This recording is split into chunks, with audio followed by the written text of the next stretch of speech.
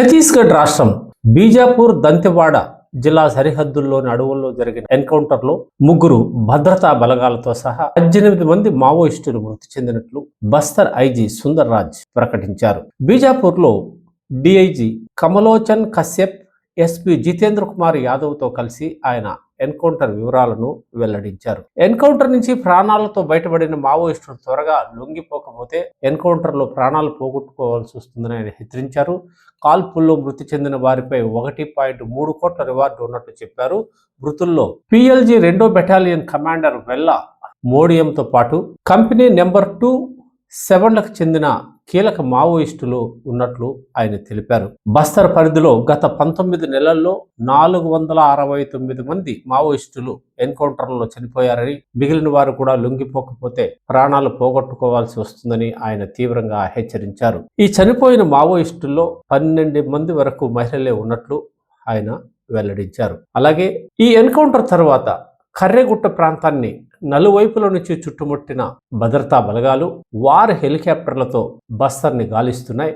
ఈ క్రమంలో వాళ్ళు సుమారు 1000 మంది బస చేసే విధంగా ఉండే ఒక బంకర్ను కనుగొన్నట్లు తెలుస్తోంది. ఇది న్యాచురల్ గానే ఉన్న ఒక గుహని బంకర్ గా మార్చుకుని మావోయిస్టులు ఇంతకాలం మనుగడ కొనసాగించినట్లు అర్థమవుతోంది. దేశంలో ఈ నక్సలైట్లకి ఈ కర్రెగుట్ట రాజధానిగా ఉన్నట్టుగా దీన్ని బట్టి అవగతమవుతోంది. కర్రెగుట్ట ప్రాంతం మావోయిస్టులకు ఎప్పటి నుంచో అయ్యుపట్టుగా ఉంది.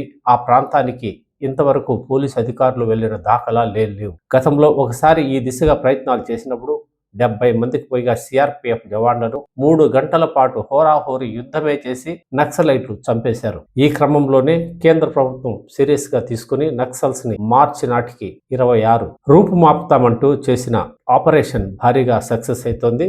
వీళ్ళు ఏకంగా నక్సల్స్ ప్రధాన డెన్ గా ఉన్న కర్రెగుట్టను దాదాపుగా వారి పోలీసు అదుపులోకి తీసుకున్నట్టు, ఇప్పుడు ఇంకెన్ని విషయాలు వెలుగులోకి వస్తాయని పలువురు ఆతృతగా ఎదురు చూస్తున్నారు. సుమారు 1000 మంది నక్సలైట్లు అక్కడ బస చేసేదానికి ఏర్పాట్లు ఉన్నట్టు, లోపలే నీటి సౌకర్యం కూడా ఉన్నట్లు పోలీసు అధికారులు గుర్తించినట్లు తెలుస్తోంది.